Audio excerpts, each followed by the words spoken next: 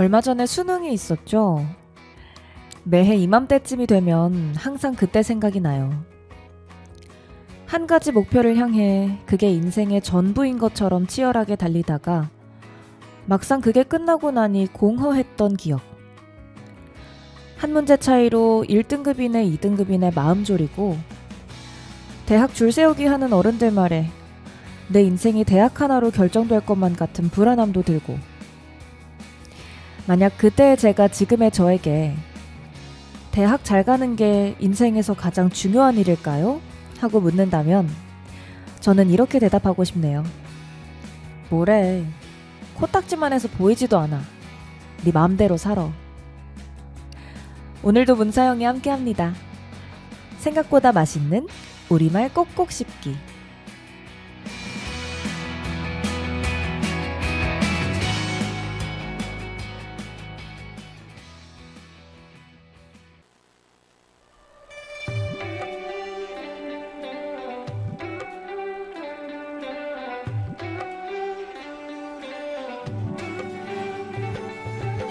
Started out on a one-way train. Always knew where I was gonna go next. Didn't know until I saw your face. I was missing out on every moment. You'll be one and baby, I'll be two. Would you mind it if I said I'm into you? So if it's real, then darling, let me know. I wouldn't mind if you steal the show.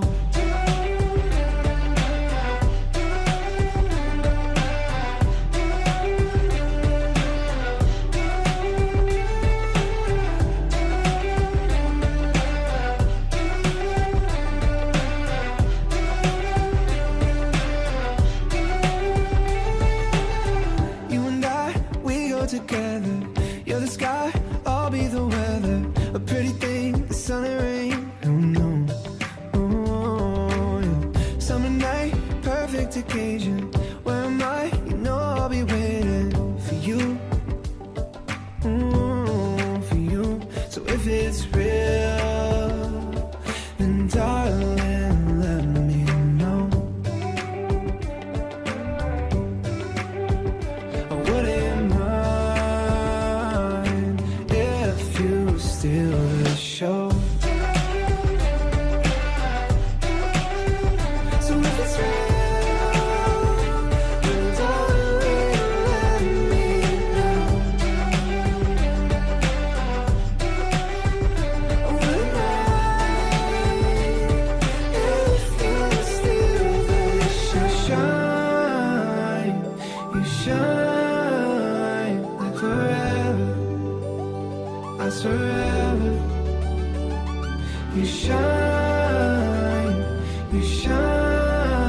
and still shine. So if it's real, then darling, let me know. I wouldn't mind if you steal the show. So if it's real, then darling, let me know. I wouldn't mind if you steal the show.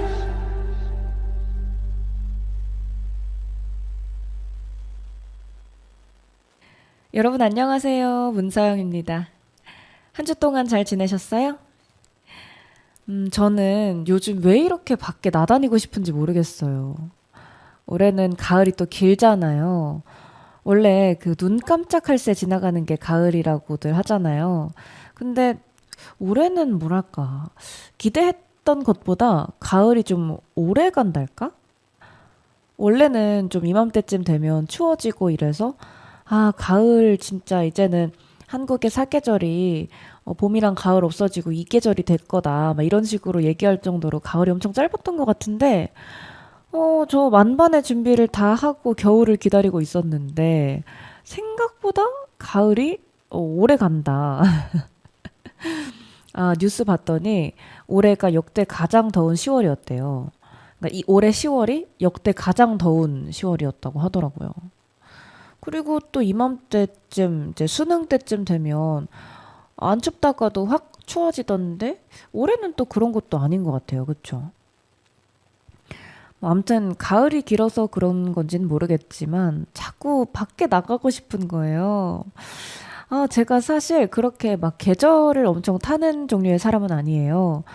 뭐 가을이면 쓸쓸하고 뭐 겨울이면 슬퍼지고 뭐 이런 그 계절감에 따른 사람의 기분 이런 걸 잘 못 느끼던 사람인데 그래서 가을 탄다고 생각해 본 적도 없는데 어 이렇게도 가을을 탈 수가 있나? 자꾸 나다니고 싶고 이런 것도 가을 탄다고 보면 되는 건가? 이런 생각을 또 하게 되네요. 원래는 별일 없으면 그렇게 집 밖에 안 나가요, 제가. 제가 또 나름 집순이라서. 혼자 집에서 할 거 되게 많거든요. 책도 읽고, 뭐, 공부할 것도 많고, 뭐, 준비할 것도 많고. 그래서 보통은 이제 뭐 씻고 준비하고 나가고 이런 것도 다 시간이고 노력이잖아요. 그게 귀찮아서 원래 그냥 집에서 보통 많은 것들을 해결하는데, 아, 집에서 해도 되는 일을 괜히 카페에 나가서 하고, 또 산책으로라도 꼭 한 번씩은, 하루에 한 번씩은 밖에 나가고, 이렇게 꼬박꼬박 외출을 꼭 하는 것 같아요. 이게 가을 타는 거라고 볼 수 있을까요? 너무 덥지도 않고 춥지도 않고 날씨가 딱 좋고 볕도 좋고 하니까 자꾸 나가고 싶고, 아무래도 가을 타나 봅니다, 제가. 그리고 또 밖에 나가면 엄청 예뻐요, 풍경이. 아시잖아요. 가을 풍경이 진짜 예쁘잖아요. 제가 얼마 전에 마포대교 쪽을 지나갈 일이 있어서 봤는데, 와, 거기가 진짜 예쁘더라고요.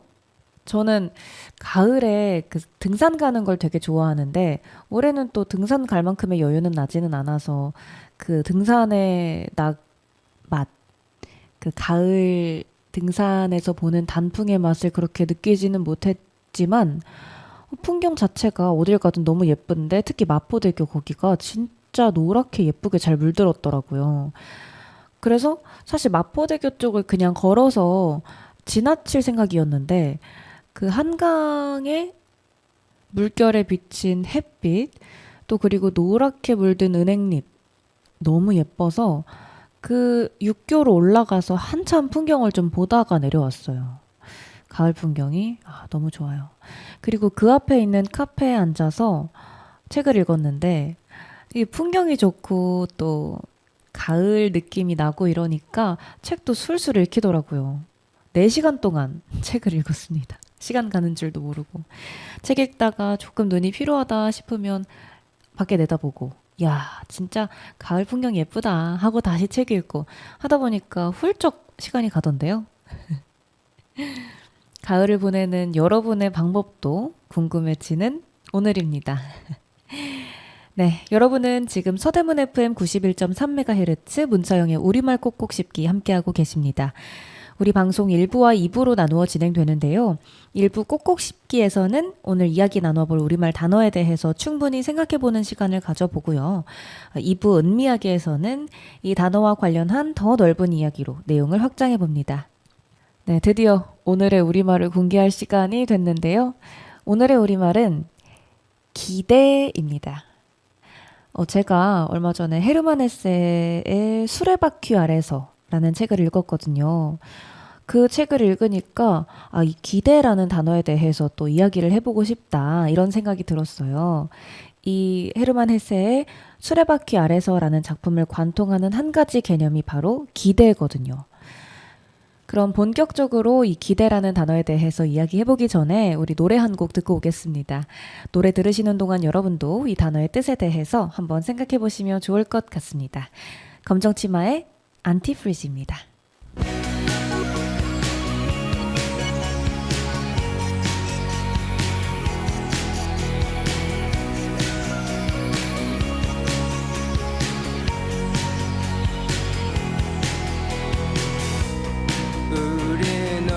전부터 어쩔 수 없는 거였어. 우리 속을 홀로 떠들며 많이 외로워 순간 태양과 달이 겹치게 될 때면 모든 것을 이해할 수 있을 거야. 하늘에선 비만 내렸어. 뼛속까지 다 젖었어.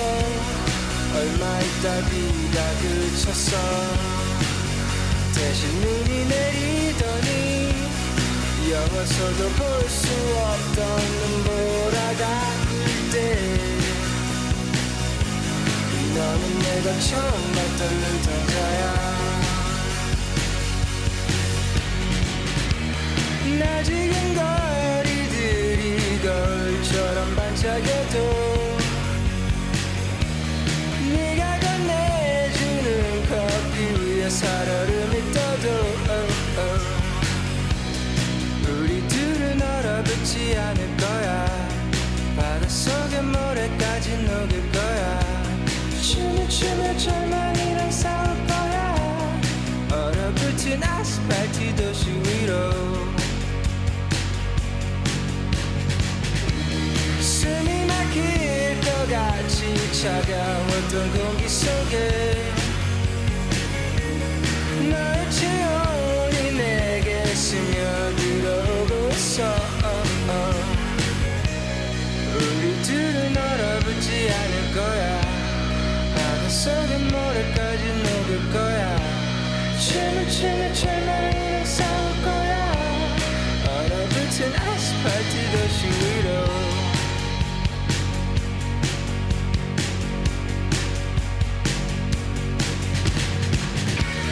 너와 나의 세대가 마지막이면 어떡해. 또 다른 빙하기가 찾아오면은 어떡해. 긴 세월에 변하지 않을 그런 사랑은 없겠지만 그 사랑을 기다려줄 그런 사람을 찾는 거야.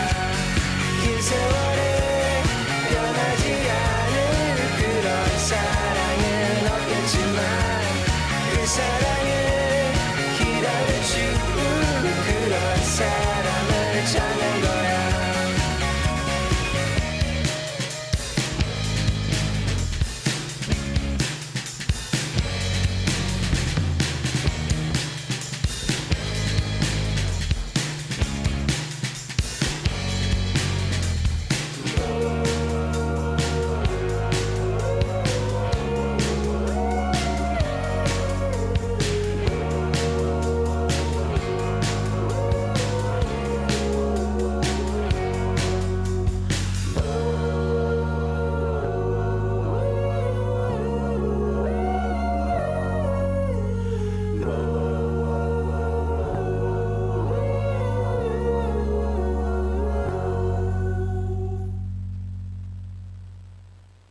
네, 검정치마의 안티프리즈 듣고 왔습니다.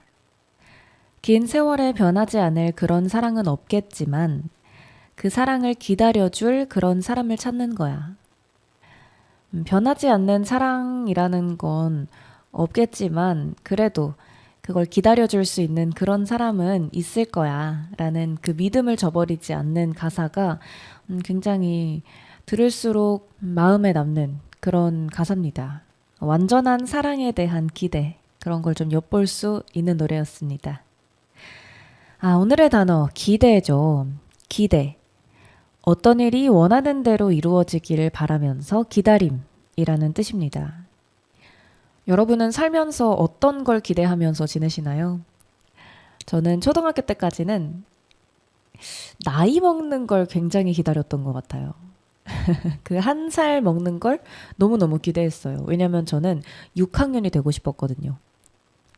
귀엽지 않나요? 2학년 때는 3학년이 되고 싶고 3학년 때는 4학년이 되고 싶고 어쨌든 간에 최종 목표는 6학년이에요. 6학년이 되고 싶으니까 그 6학년으로 가는 그 1살 1살이 너무너무 기대되고 신나는 거예요. 뭐 왜 그렇게 6학년이 되고 싶었을까요? 저도 잘 모르겠는데 지금 생각해보면 언니들이 멋있었던 것 같아요. 언니 오빠들이. 나도 나이를 먹으면 저렇게 좀 몸도 크고, 그리고 예쁘다고 생각했어요, 언니들이. 아, 나도 6학년이 되면 저렇게 키도 크고 예쁜 사람이 될 수 있겠지? 조금 더 멋있는 사람이 될 수 있겠지? 라고 생각을 했는데, 아, 나이를 먹는다고 해서 그렇게 멋있어지나? 지금 생각해보면은 잘 모르겠어요. 어렸을 때는 그랬던 것 같아요, 근데. 그리고 또 학교 다닐 때, 제가 고등학교 때는 기숙학교를 다녔는데, 아, 뭐 그렇게 낙이 없으니까 맨날 공부만 하잖아요.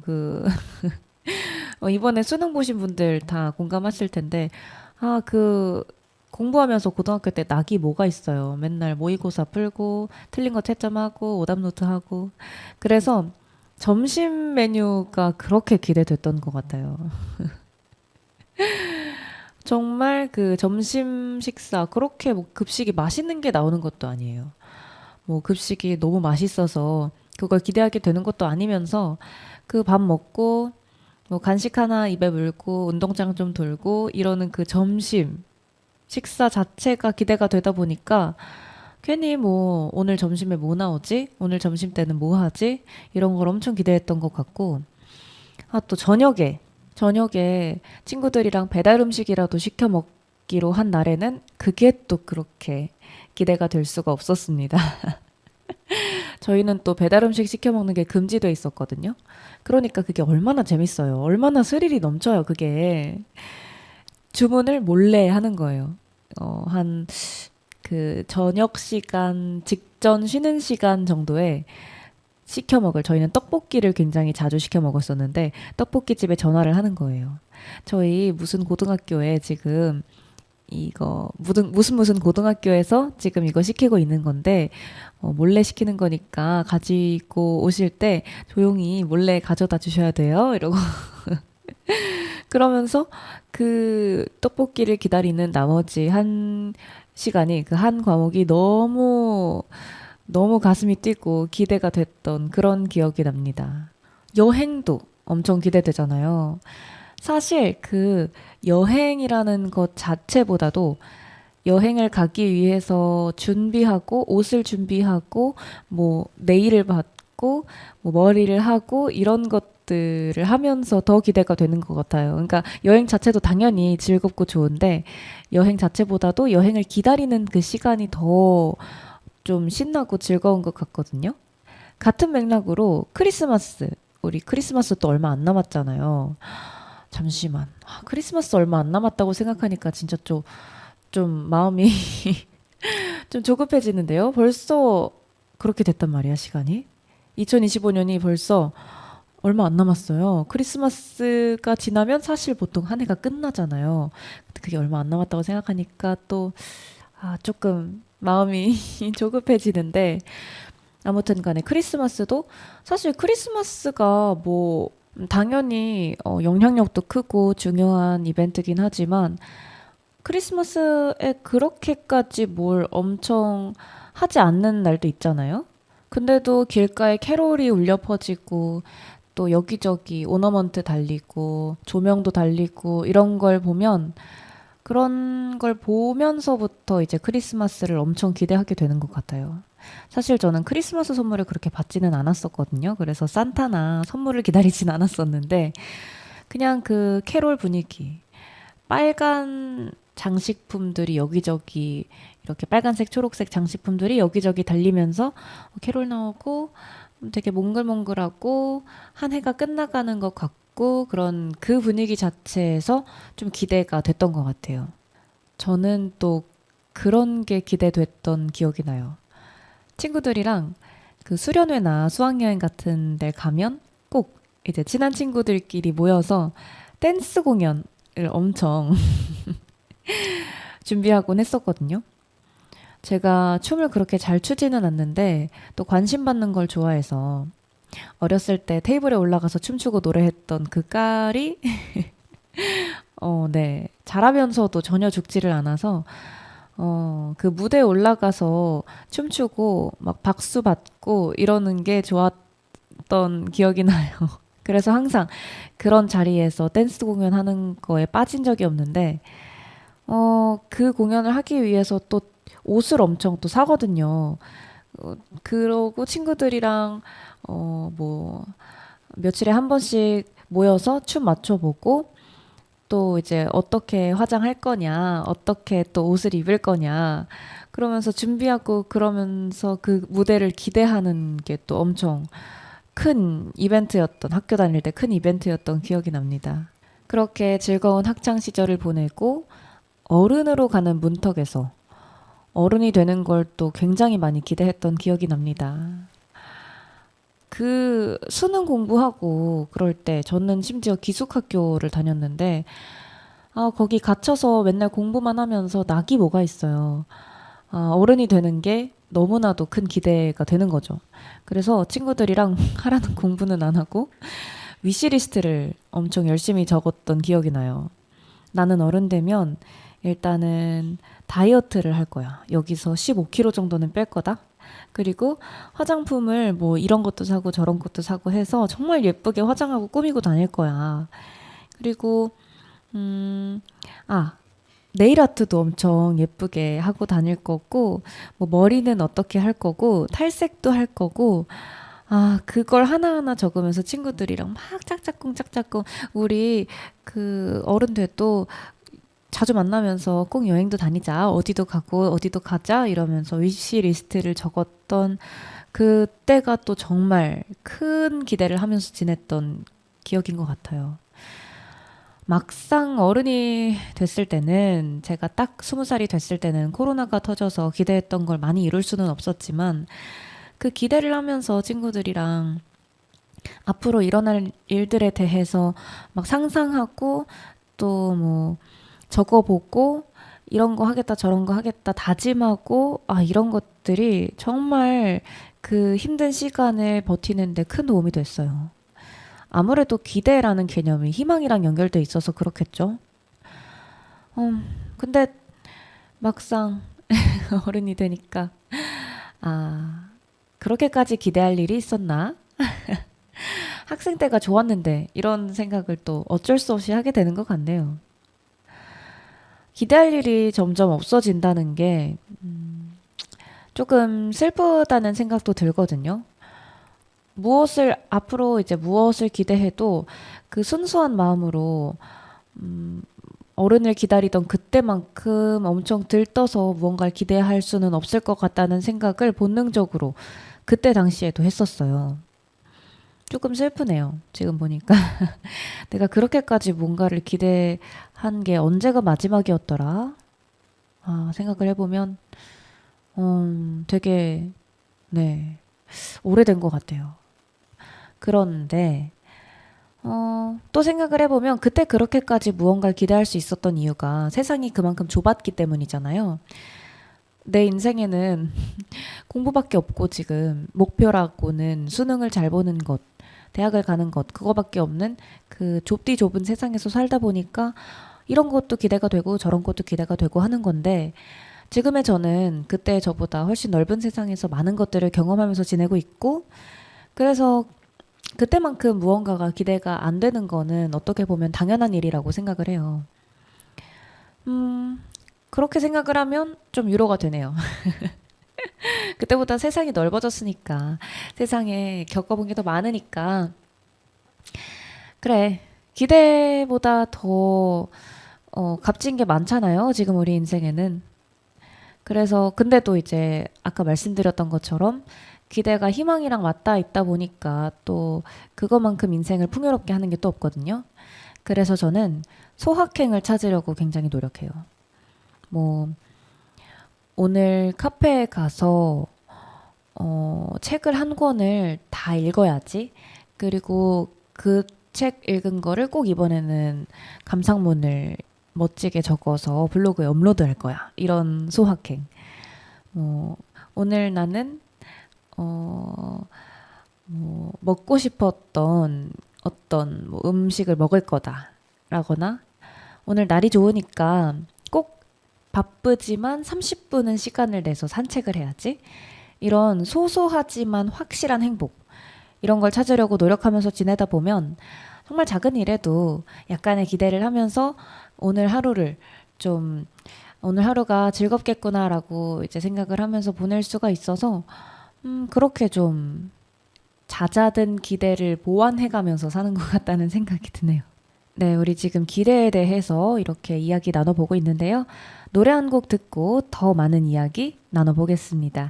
폴킴의 있잖아입니다.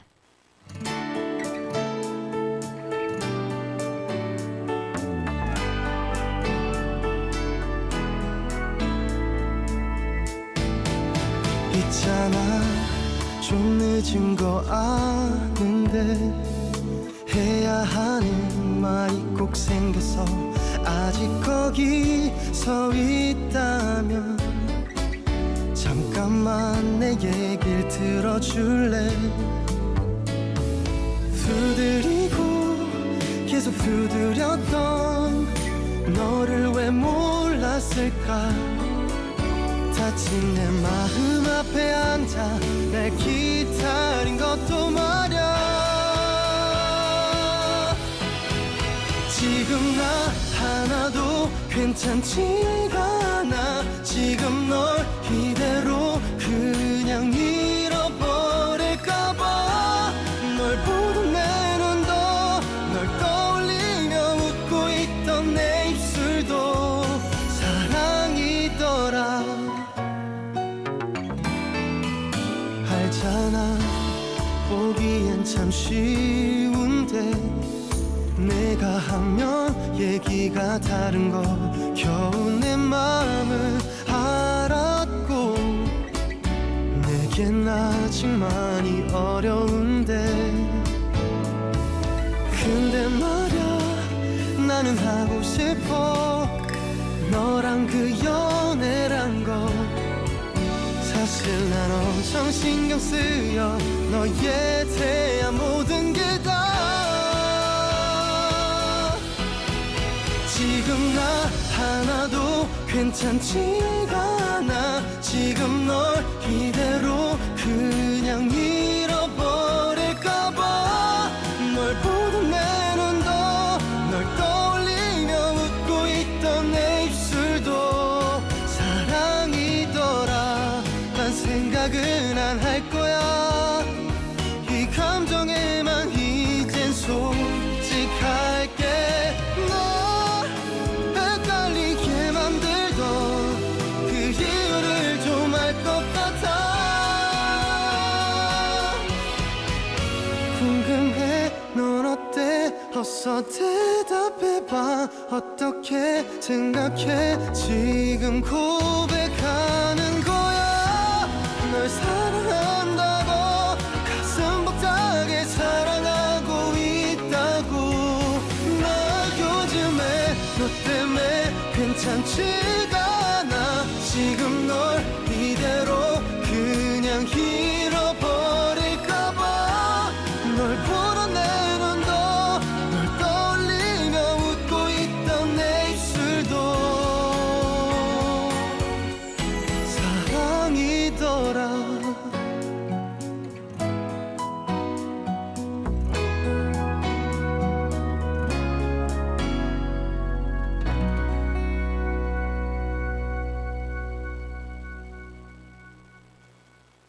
네, 폴킴의 있잖아 듣고 왔습니다.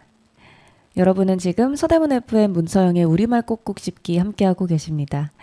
오늘의 주제 기대에 대해서 계속 이야기 나누고 있는데요. 기대라고 하면 또 빼놓을 수 없는 게 사랑 아니겠습니까? 사랑, 누군가를 사랑할 때 여러모로 기대를 참 많이 하게 되잖아요. 처음 누군가를 좋아할 때 이 사람이 나를 좋아하나 좋아하지 않나 고민하고 있는 그 썸이라고 하죠. 일명 그 썸을 탈 때 또 기대를 정말 많이 하게 되고, 아니면 사랑이라는 것 자체에 대해서도 늘 기대를 하게 되는 것 같아요. 이 사람은 나를 온전히 채워줄 수 있겠지?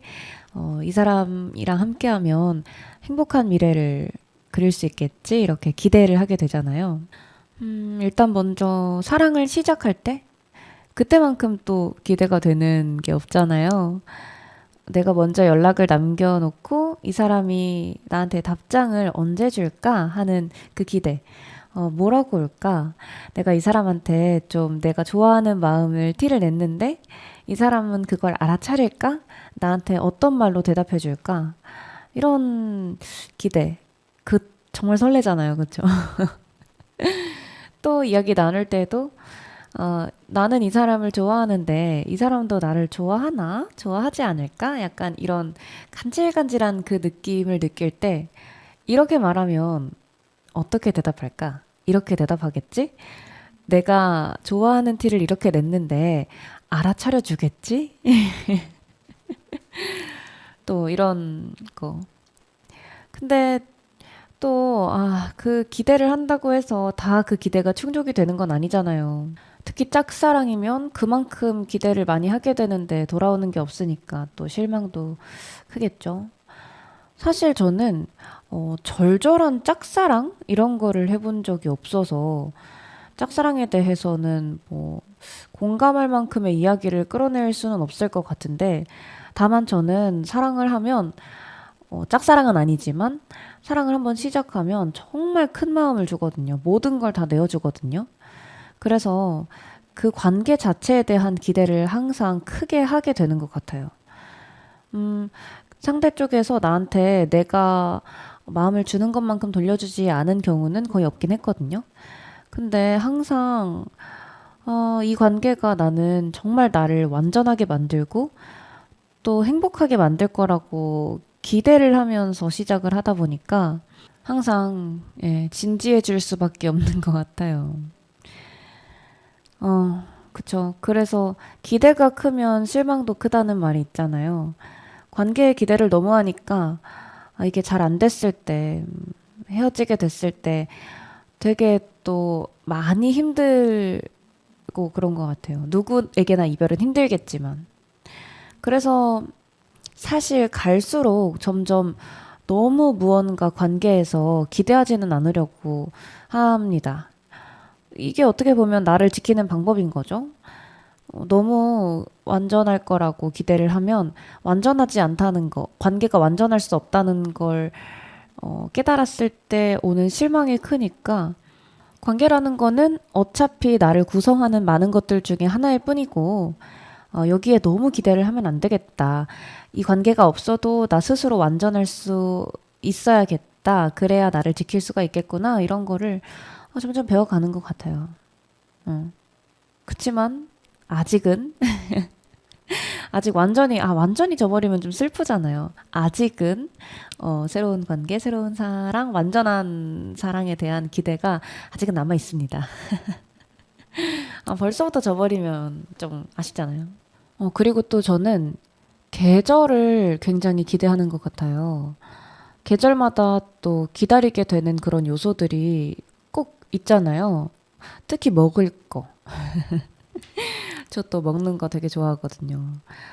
그 계절마다 꼭 먹어야 하는 제철 음식. 곧 이제 방어철이 돌아와요, 여러분. 그쵸? 이제 방어 나왔나? 방어는 뭐 항상 먹을 수 있지만 겨울 방어가 또 진짜 맛있잖아요.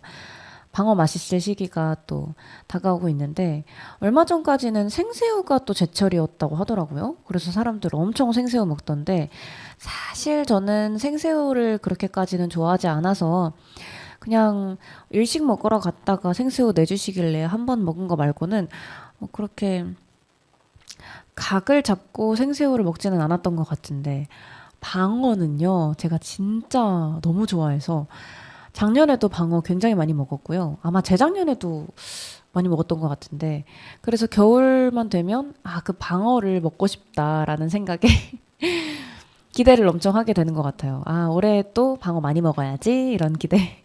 그리고 또 과일.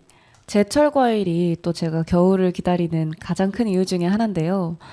물론 하우스 딸기긴 하지만 겨울에 이제 딸기 시즌이 되면 여기저기서 딸기 생크림 케이크를 팔기 시작합니다.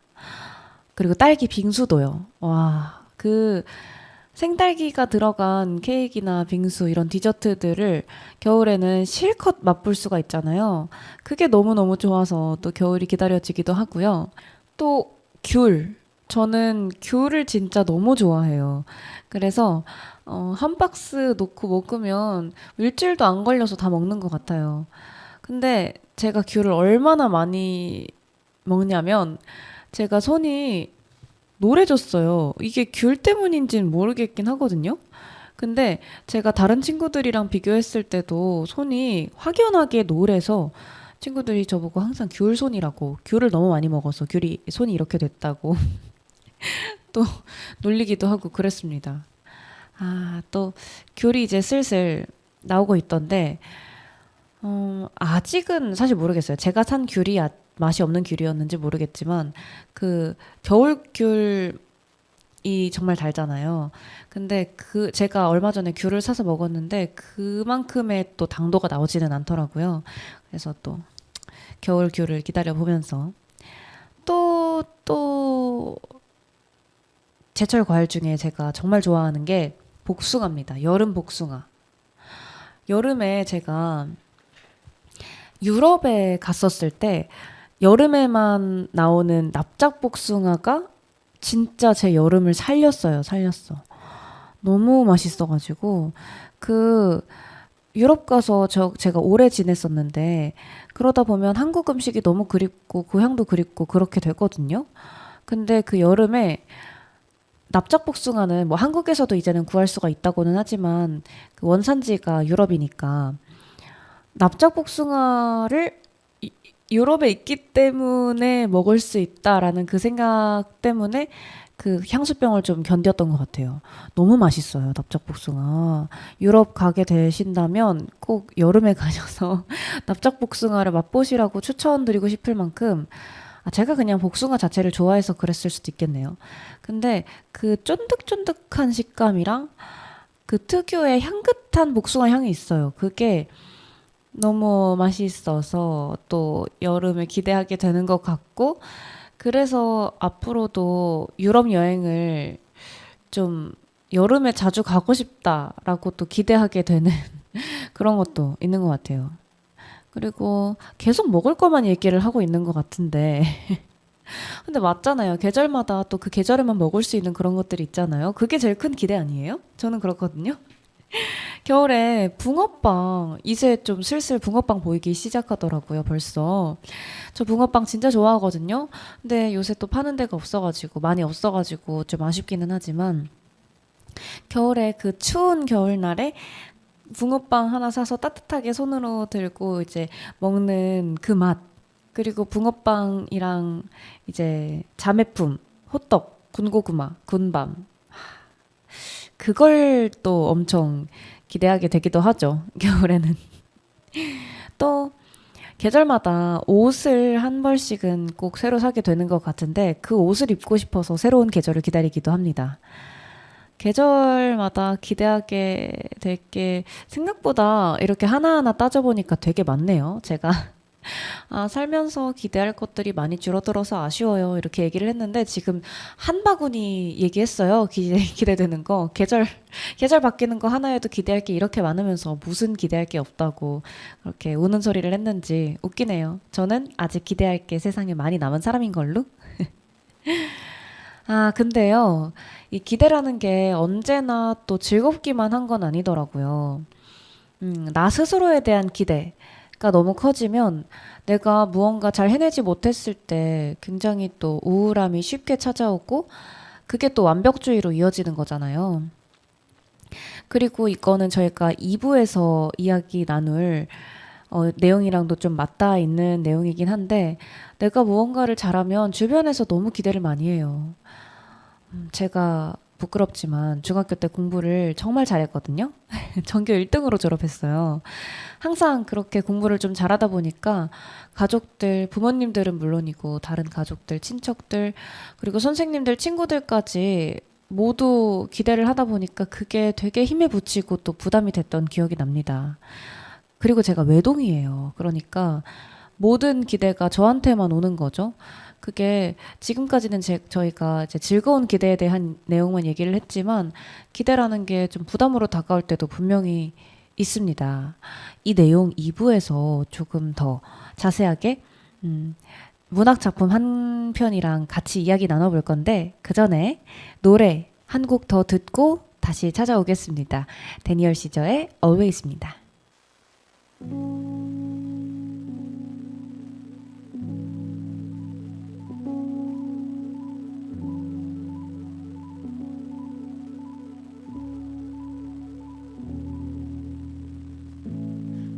maybe, baby,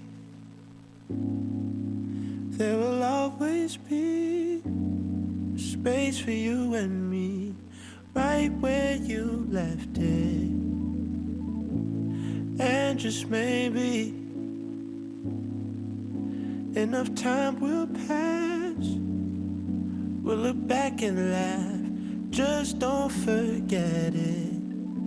And maybe I'm wrong for writing this song, losing my head over you. And I'll be here, 'cause we both know how it goes. I don't want things to change, I pray they stay the same always. And I don't care if you're with somebody else, I'll give you time and space. Just know I'm not afraid, I'm always, ways, always, ways, I'm always, ways. Pretty lady, used to walk with me down Bloor Street. Oh, what a time. And I still remember the fuss and the fight and the fucking the line. It's all fine, it'll always be mine. And maybe I'm wrong for writing this song, losing my head over you. And I'll be here, 'cause we both know how it goes. I don't want things to change, I pray they stay the same always. And I don't care if you're with somebody else, I'll give you time and space. Just know I'm not a phase, I'm always, always, I'm always, always.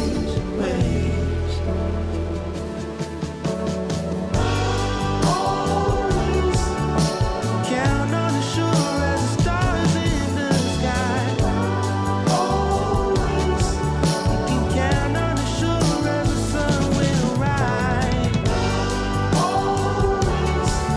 My love for you ain't going nowhere. Always. I will be here.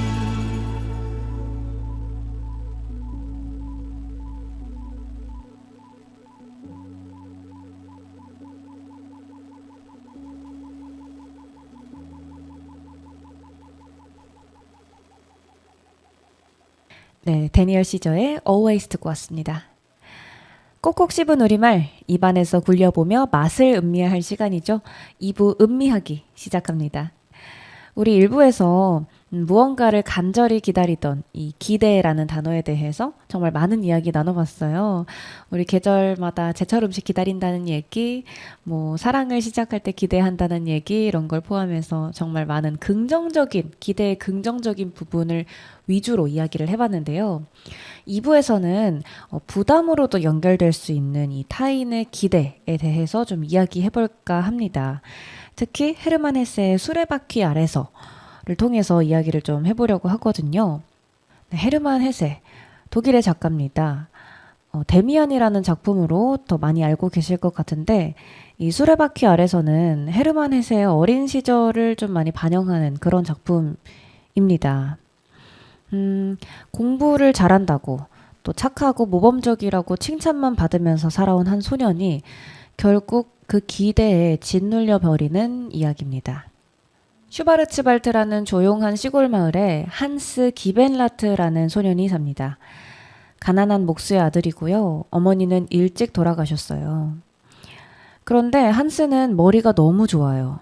그래서 마을 사람들 모두가 저 아이는 뭔가 될 거야, 저 아이는 정말 특별해 하면서 큰 기대를 겁니다.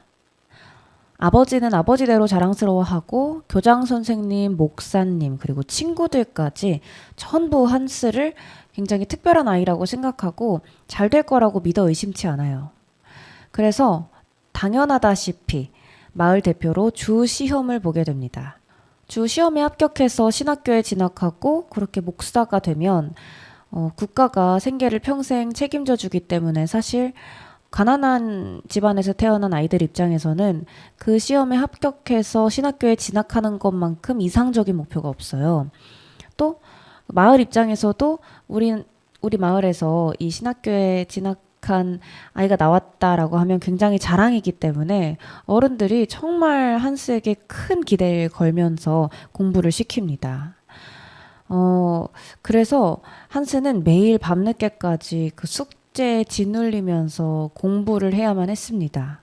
토끼도 키우고 친구들이랑 수영도 하고 낚시도 하고 싶지만 어른들에게 등 떠밀려서 그것들을 다 버려야 했어요.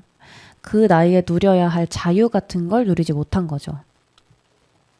시험날이 다가올수록 한스는 점점 불안해집니다. 혹시 떨어지면 어떡하지? 마을 사람들이 다 나만 보고 있는데 여기서 내가 떨어지면 어떡하지? 그 압박감이 너무 심해서 외숙모가 호의로 건네주신 그 초콜릿 하나까지 부담이 돼서 악몽으로 나올 만큼 크게 부담감을 느낍니다. 시험장에서 만난 다른 지역 친구들이 너무 자신만만한 것도 한스에겐 충격이었죠. 자기보다 더 잘난 애들이 많다는 사실을 처음으로 느낀 건데 나는 우리 마을에서 사람들의 기대를 한 몸에 받으면서 당연히 이 시험에 합격할 수 있을 인재라고 생각하면서 자랐는데 세상에 잘난 애들이 정말 많구나. 내가 여기에서 합격을 못할 수도 있겠구나. 그 부담이 너무 커서 외숙모랑 아버지를 보는 것조차 좀 부담이 됩니다. 하지만 결국은 2등으로 합격을 하게 됩니다. 날고 긴다 하는 모든 아이들이 모인 그 시험에서 2등으로 합격한 거면 정말 잘한 거잖아요. 그래서 그 소식을 들은 순간 마을 사람들 뿐만 아니라 한스 자신도 세상을 다 가진 듯 기뻐합니다. 시험이 끝난 여름방학, 한스는 좋아하던 낚시를 실컷 하면서 지냅니다. 모든 게 다 잘 될 것 같았어요. 그런데 시간이 지날수록 2등이라는 게 점점 신경 쓰이기 시작합니다. 1등이 아니었다는 게 불편했던 거예요. 그래서 신학교에 가기도 전에 선행학습을 시작하는데요. 교장 선생님도 은근히 이걸 부추깁니다. 그리스어를 배우고 또 하루 종일 공부하고 머리가 아플 정도로 숙제를 하고 그리고 그 잘 돼야 된다. 성공에 대한 조바심이 두통으로 나올 만큼 정말 또 심해집니다. 휴식하는 것조차 죄처럼 느껴졌고요. 그렇게 그 시기에 응당 누려야만 하는 휴식을 취하지 못하고 신학교에 입학하게 됩니다. 그곳에는 전국에서 모인 똑똑한 소년들이 가득했어요. 교수의 아들도 있었고 읍장의 아들도 있었고 또 성격이 제각각인 친구들이 있었는데 한스는 그곳에서 헤르만 하일너라는 친구를 만나요. 감수성이 굉장히 예민하고 시 쓰는 걸 좋아하고 또 우울함이 조금 있지만 그것마저도 매력적인 아이였어요. 둘은 금세 가까워지는데요. 그런데 이 관계가 또 점점 한스를 힘들게 만듭니다. 하일너는 감정 기복이 심하고 기분이 나쁘면 폭발하듯 화를 냈습니다. 그런 하일너를 달래주느라 한스는 늘 지쳐 있었죠. 공부도 밀리고 스트레스는 쌓여만 가는데요. 한편으론 하일너가 자신을 필요로 한다는 사실에 뿌듯하면서도 그 무게가 버거웠습니다. 결국 하일러는 학교에서 문제를 일으키는데요. 싸움을 하고 벌을 받으면서 선생님들도 문제아 취급을 하기 시작하고 친구들도 좀 멀리하게 되면서 점점 고립이 됩니다. 한스는 이 친구를 감싸주고 싶었지만 용기가 없었어요. 그래서 하일러는 퇴교를 당하고 한스는 남은 학생들 사이에서 왕따가 됩니다. 그때부터 한스가 점점 무너지기 시작해요. 신경쇠약이 오고 공부도 못하고요. 결국 한스는 힘든 시간을 보낸 끝에 고향으로 돌아가게 됩니다. 실패를 한 거죠, 어떻게 보면. 하지만 그곳에서도 아무도 그를 반기지 않았어요. 어렸을 때 한스는 촉망받는 인재였지만 실패하고 돌아간 한스는 이제 쓸모가 없어졌으니까요. 아버지는 다 네 탓이다 이런 눈빛이었고요. 마을 사람들은 그를 잊은 듯 무심했습니다. 어릴 땐 마을의 자랑이었는데 이제는 실패한 아이가 되어버린 거예요. 그래서 한스는 매일 강가를 걸으며 어린 시절을 떠올립니다. 토끼풀을 베고 가재를 잡고 물레방아를 돌리던 때. 그 시절에는 세상이 즐겁고 행복했는데 다시 돌아갈 수는 없다는 걸 알고는 있었어요. 결론으로 넘어가 보면 한스가 세상을 떠나는 것으로 작품이 마무리가 됩니다. 스스로 목숨을 끊은 건지 아니면 실수로 발을 헛디뎌서 그런 건지는 모르지만 강에 빠져서 세상을 떠나게 되는데요. 눈을 감고 나서야 한스는 그 모든 압박으로부터 자유로워질 수가 있었습니다. 소설을 읽으면서 수레바퀴의 무게에 짓눌리듯 수많은 기대와 압박에 시달리는 이 한스의 모습이 정말 공감이 됐어요. 사람들이 나에게 기대를 해준다는 건 정말 감사한 일이지만 어느 순간 그게 너무 큰 부담으로 수레바퀴 아래 짓눌리는 것처럼 너무 힘든 그런 마음의 부담으로 다가오기도 하는데요. 그래서 저는 스스로에게 너무 기대하지 않기로 했어요. 자존감은 내가 빛날 때 스스로를 자랑스러워하는 게 아니라 내가 초라할 때도 나를 사랑할 수 있는 능력이래요. 세상 사람들이 다 나한테 기대하는 것 같고 이거 못 해내면 큰일 날 것 같고 근데 우주적 관점에서 봤을 때 내가 무언가를 좀 잘하는 게 그렇게 대단한가? 라고 생각하면 아니 코딱지만 해서 보이지도 않으니까 사람들 기대 맞추려고 아등바등 하지 않아도 돼. 그래서 제가 오프닝에서 말씀드린 게 뭐래 코딱지만 해서 보이지도 않아 네 맘대로 살아 이거예요. 저는 그렇게 생각을 할 수 있게 되고 나서부터 정말 많이 행복해졌거든요. 한스는 토끼를 키우고 친구들과 비밀 얘기를 하고 낚시를 하고 숲을 산책하던 때를 굉장히 그리워하는데요. 성과를 내지 않아도 이렇게 나를 행복하게 만드는 어린 시절에 나를 행복하게 만들었던 이런 소소하지만 확실한 행복을 찾으며 살아가는 게 좋을 것 같다는 생각을 합니다. 헤르만 헤세의 수레바퀴 아래서였습니다. 기대라는 게 참 요상해요. 그쵸? 기대해주길 바라다가도 또 기대하지 말아주길 바라기도 하니까요. 뭐든 너무 한쪽으로 치우치지 않는 게 좋은 거니까요. 너무 기대에 맞추려고 노력하지도 말고 그렇다고 해서 또 너무 기대를 배척하지도 말고 그렇게 지냅시다 우리. 네, 이렇게 오늘 방송 마무리하겠습니다. 오늘도 끝까지 함께 해주셔서 고맙습니다. 우리 청취자 여러분 모두 행복한 한 주 보내시고요. 저는 다음 주 이 시간에 다시 찾아뵙겠습니다. 우리말 꼭꼭 씹기 문서영이었습니다.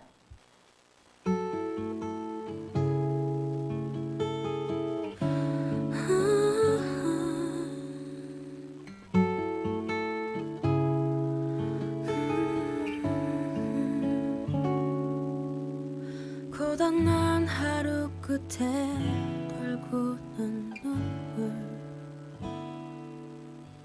난 어디를 향해 가는 걸까 아플 만큼 아팠다 생각했는데